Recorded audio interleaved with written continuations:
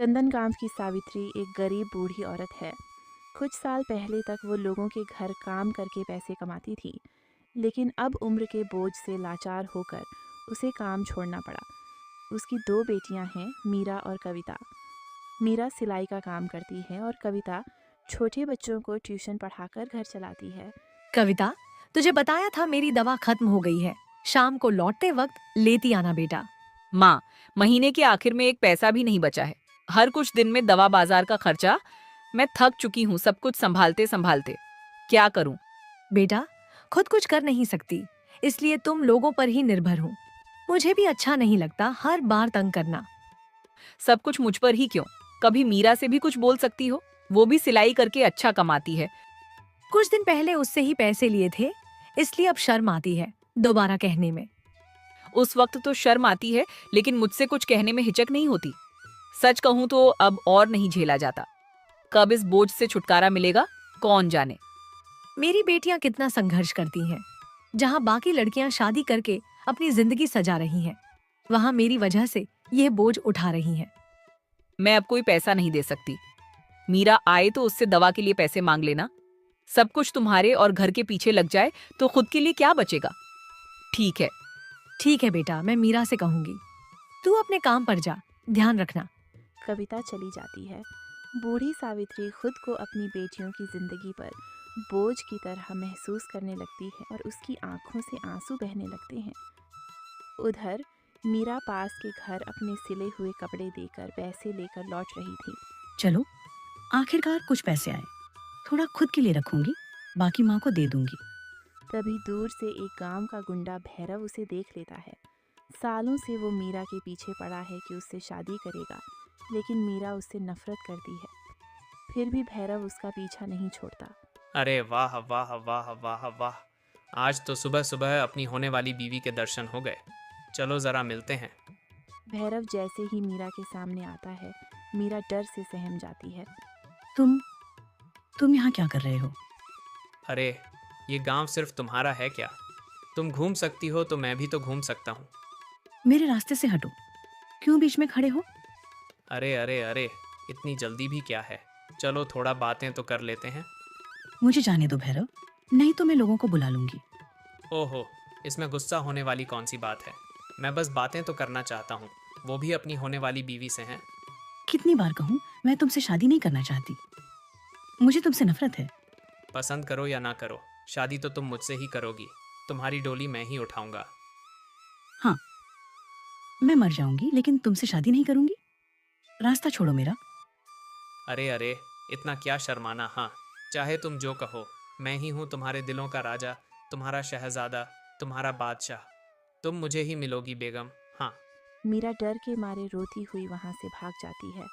भैरव पीछे से जोर जोर से हंसता है। बीमार सावित्री घर पर थी। मीरा रोती हुई दौड़कर घर आई। उसे इस हालत में देख सावित्री घबरा गई। क्या हुआ बेटी? इस हालत में क्यों आई? किसी ने कुछ कहा? उस गुंडे भैरव ने फिर से मुझे तंग किया माँ। अब तो घर से बाहर निकलने में भी डर लगता है। ओफो, इस भैरव ने तो जीना मुश्किल कर दिया है। समझ में नहीं आता क्या चाहता है वो। मुझसे शादी करना चाहता है। कहता है कि मेरी शादी सिर्फ उसी से होगी। माँ, मैं मर जाऊंगी लेकिन उस भैरव से शादी नहीं करूंगी। जब तक मैं जिंदा हूँ, उसकी गंदी मंशा कभी पूरी नहीं होगी। मैं जल्द ही तेरे और कविता के लिए अच्छे लड़के ढूंढूंगी। लेकिन माँ, अगर हमारी शादी हो गई तो तुम। मैंने बहुत सोचा है। मेरी वजह से तुम लोग अपनी जिंदगी क्यों बर्बाद करो? यही सही वक्त है तुम्हारी शादी का। लेकिन माँ, भैरव अगर शादी ना होने दे तो? मैं अभी जिंदा हूँ, सब संभाल लूंगी। मैं तुम्हारे लिए राजकुमार जैसा लड़का ढूंढूंगी। अपनी बेटियों को जिम्मेदारी से मुक्त करने और समाज की बुरी नज़रों से बचाने के लिए सावित्री उनके लिए अच्छे लड़के ढूंढने लगती है। लखनऊ के मशहूर कपड़ा व्यापारी दीनदयाल अपने बेटों विक्रम और राहुल के लिए योग्य लड़कियां ढूंढ रहे थे। तभी उन्हें मीरा और कविता की तस्वीरें मिली। उन्होंने कविता को विक्रम के लिए और मीरा को राहुल के लिए पसंद किया। विक्रम और राहुल, मैंने तुम दोनों के लिए दो लड़कियां ढूंढी हैं। देखो, ये रही मीरा और कविता, दो बहनें। दीनदयाल ने तस्वीरें दिखाईं। लेकिन जैसे ही विक्रम ने मीरा की तस्वीर देखी, उसे वह बहुत पसंद आ गई और उसने मीरा से शादी की इच्छा जताई। मीरा छोटी है, इसीलिए मैं उसे राहुल के लिए सोच रहा था। लेकिन अगर तुम्हें मीरा पसंद है तो राहुल से कविता की बात कर लेंगे। क्या कहते हो राहुल, कोई आपत्ति है? अब नहीं पिताजी, जो आप तय करेंगे मुझे मंजूर है। तो ठीक है, फिर मैं सावित्री और उसकी बेटियों को घर बुला लेता हूँ। आगे की बात वहीं करेंगे। ठीक है। उधर सावित्री मीरा और कविता को विक्रम और राहुल की तस्वीरें दिखाकर उनकी राय पूछती है। बड़े बेटे का नाम विक्रम है और छोटे का राहुल। दोनों ही अपने पिताजी का कारोबार संभालते हैं। माँ, जो भी तुम तय करोगी मुझे मंजूर है। राहुल ठीक ठाक दिखता है, मीरा के साथ अच्छा लगेगा, और अगर माँ को विक्रम पसंद है तो मुझे कोई दिक्कत नहीं। मीरा की शादी राहुल से नहीं, विक्रम से होगी। लेकिन क्यों? मैं बड़ी हूं तो विक्रम से मेरी शादी होनी चाहिए। दीनदयाल जी ने भी ऐसा ही सोचा था, लेकिन जैसे ही विक्रम ने तस्वीर देखी, उसे मीरा पसंद आ गई और उन्होंने तुझे राहुल के लिए चुना है। ये क्या बात हुई? मैं बड़ी हूं, मेरी शादी बड़े बेटे से होनी चाहिए। माँ, क्यों ना तुम विक्रम से मेरी शादी की बात करो, मुझे राहुल से कोई परेशानी नहीं। विक्रम ने मीरा को पसंद कर लिया है। जबरदस्ती कुछ करेंगे तो रिश्ता टूट जाएगा। बचपन से मीरा ही सब कुछ ले जाती है, अब मेरी पसंद का लड़का भी उसे पसंद कर बैठा। वो मेरी बहन नहीं, मेरी बदकिस्मती है। इस तरह मीरा और विक्रम और कविता और राहुल की शादी पक्की हो जाती है। लेकिन मन ही मन कविता ठान लेती है कि मीरा को वो चैन से जीने नहीं देगी। भैरव को जब पता चला कि मीरा की शादी विक्रम से तय हुई है तो वह बहुत गुस्से में आ गया। वो सीधा सावित्री के घर पहुंचा और तोड़ फोड़ करने लगा। ये क्या कर रहे हो? रुको, मैं कह रही हूँ, रुको। मैं सालों से कह रहा हूँ कि मैं मीरा से शादी करना चाहता हूँ, और तुमने बिना मुझसे पूछे किसी और से उसकी शादी कैसे तय कर दी है? मीरा तुमसे डरती है, वो तुमसे शादी नहीं करना चाहती। उसने यह बात तुम्हें कई बार कही है। उसे क्या पसंद है क्या नहीं, इससे मुझे कोई फर्क नहीं पड़ता। मैं उसी से शादी करूँगा, और अगर वह मुझसे शादी नहीं करती है तो मैं किसी और से उसकी शादी होने भी नहीं दूंगा। मैं अपनी बेटी की शादी तुमसे कभी नहीं करूंगी। अब यहाँ से निकल जाओ, वरना मैं पुलिस को बुलाऊंगी। अरे, जिसे बुलाना है बुला लो, मैं यहाँ से नहीं हिलने वाला। मैं भी देखता हूँ कि उसकी शादी होती कैसे है। अब तो तुम शांति से नहीं जाओगे, रुको अभी बताती हूँ तुम्हें। सावित्री घर के अंदर से एक धारदार छुरी लेकर भागती हुई बाहर आती है। भैरव उसे देखकर डर जाता है। सावित्री जोर जोर से चिल्लाने लगती है। आसपास के लोग जमा हो जाते हैं और भैरव को वहां से भागना पड़ता है। शादी के दिन घर में सब लोग मौजूद हैं। कविता और मीरा सज धज कर बैठी हैं। दीनदयाल सावित्री को बुलाता है। सावित्री जी। आपने बुलाया? हाँ, ये कुछ गहने हैं। यह विक्रम की माँ के गहने हैं। उनकी आखिरी इच्छा थी कि वह यह सारी चीजें दोनों बहुओं में बांट दी जाएं। अब तुम जाकर मीरा और कविता को बराबर हिस्सों में बांट दो। बारात आने ही वाली है। ठीक है। सावित्री गहने लेकर मीरा और कविता के पास जाती है, लेकिन बांटते समय मीरा को एक जोड़ी झुमके और एक बड़ा हार ज्यादा दे देती है। ये क्या, तुमने बड़ा हार मीरा को दे दिया? मेरा क्या? धीरे बोलो, कोई सुन लेगा। मीरा बड़ी बहू है, उसे थोड़ा ज्यादा देना पड़ेगा। तुम्हें भी एक हार मिला है, बस थोड़ा छोटा है। बड़ी बहू को बड़ा हार मिलना ही चाहिए। माँ, मुझे छोटा हार पहनने में कोई दिक्कत नहीं। कविता, तुम मेरा हार ले लो और अपना आतमा मुझे दे दो। ओफो, तुम लोग मुझसे ज्यादा समझदार हो क्या? अगर दीनदयाल जी या विक्रम ने देख लिया तो बहुत गुस्सा करेंगे। कविता, तुम्हें जो दिया गया है वही पहन लो। बड़ी बहू होने के कारण मीरा को ज्यादा सम्मान और अहमियत मिलने लगी, जिसे कविता सह नहीं पाई। वो अंदर ही अंदर मीरा से जलने लगी और उसका जीवन बर्बाद करने की योजना बनाने लगी। शादी बहुत धूमधाम से हुई। पूरा गांव शादी की बात कर रहा था। मीरा और विक्रम बहुत खुश थे। अच्छा, मैंने तुमसे पूछा ही नहीं, तुमने पढ़ाई कहाँ तक की है? घर की जिम्मेदारी इतनी ज्यादा थी कि मैं और कविता ज्यादा पढ़ नहीं पाए। गरीबी और तंगी ही हमारे साथ ही रही। अगर तुम्हें दोबारा पढ़ने का मौका मिले तो क्या करोगी? अगर मौका मिले तो मैं पूरी मेहनत से पढ़ाई करूंगी, ताकि माँ का नाम रोशन कर सकूं। लेकिन अब इन बातों का क्या मतलब? मैंने एक फैसला लिया है। तुम दोबारा पढ़ाई शुरू करोगी, मन लगाकर पढ़ोगी।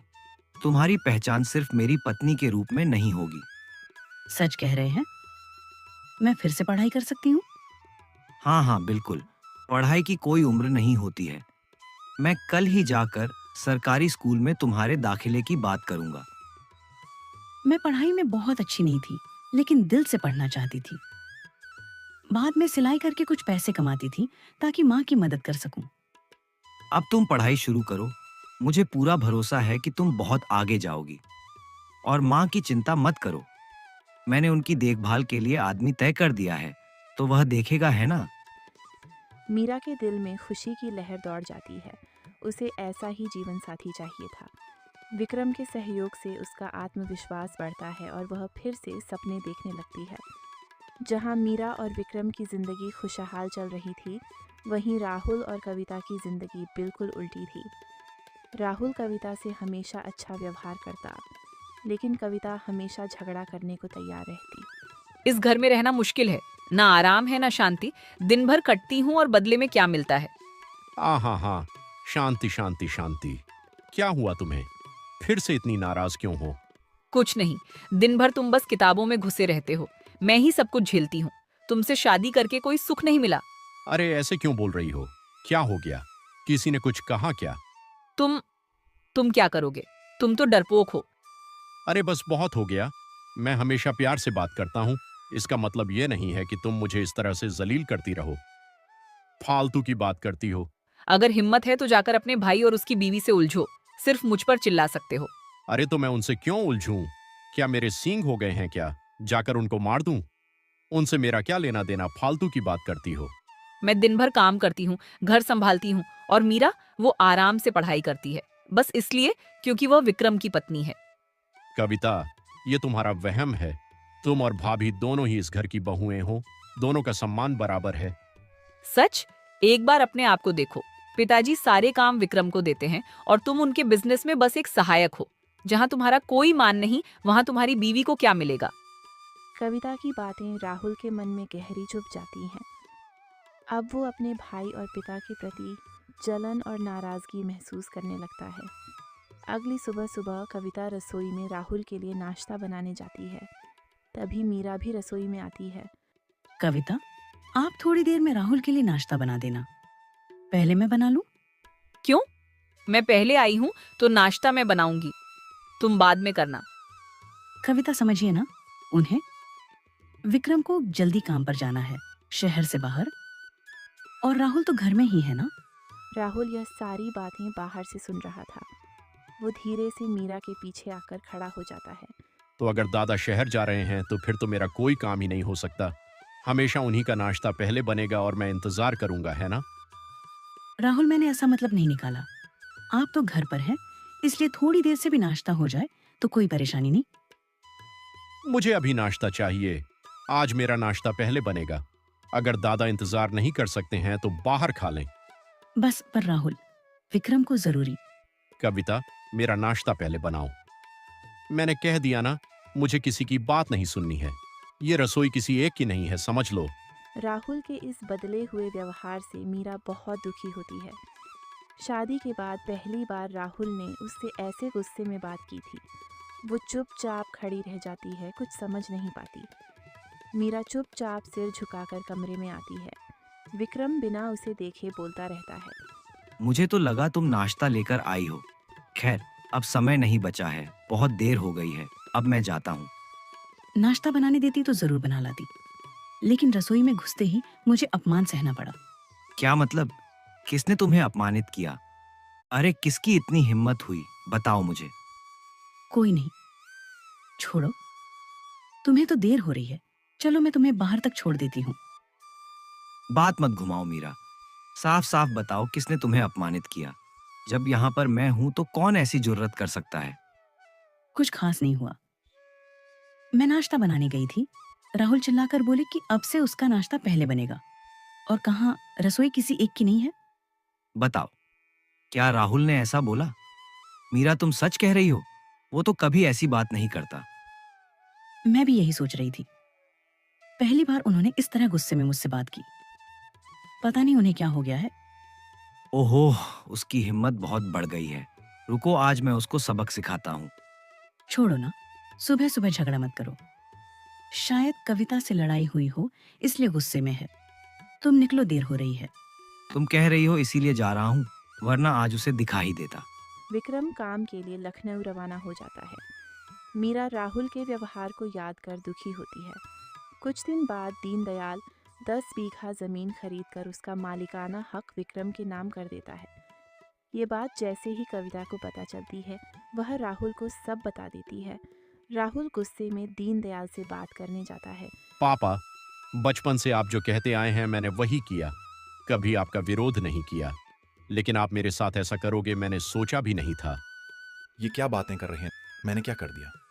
आपने हमेशा दादा को मुझसे ज्यादा अहमियत दी है। शादी में उसकी पसंद मानी, खाने में उसकी पसंद चलती है, पढ़ाई में उसकी पसंद। अरे मैं कहाँ हूं, मेरा तो कुछ नहीं माना ना। ये क्या बकवास करते हो राहुल? तुम दोनों मेरे लिए बराबर हो, फालतू की बातें ना करो। सारी बातें झूठ हैं, कोई बराबर नहीं है। व्यापार के हर बड़े फैसले में आप दादा की राय लेते हैं, उसे भेजते हैं, और मुझे हाँ बस एक साधारण सा सहायक बनाकर रखा है, किनारे में बैठा रहता है जो। क्योंकि विक्रम तुमसे ज्यादा समझदार है और बड़ा भी है। ओह, तो क्या बड़े होने से ही सारे फायदे मिलेंगे? आपने 10 बीघा जमीन उसके नाम कर दी, मुझे क्या दिया? बस बहुत हो गया पापा, मुझे भी जमीन चाहिए, अलग घर चाहिए, और मेरी पत्नी के लिए अलग रसोई चाहिए, वरना मैं इस घर को जला दूंगा। पहली बार राहुल के ऐसे तेवर देख दीनदयाल चौंक जाता है। वो यकीन नहीं कर पाता कि उसका सीधा बेटा उसे धमकी देकर चला गया।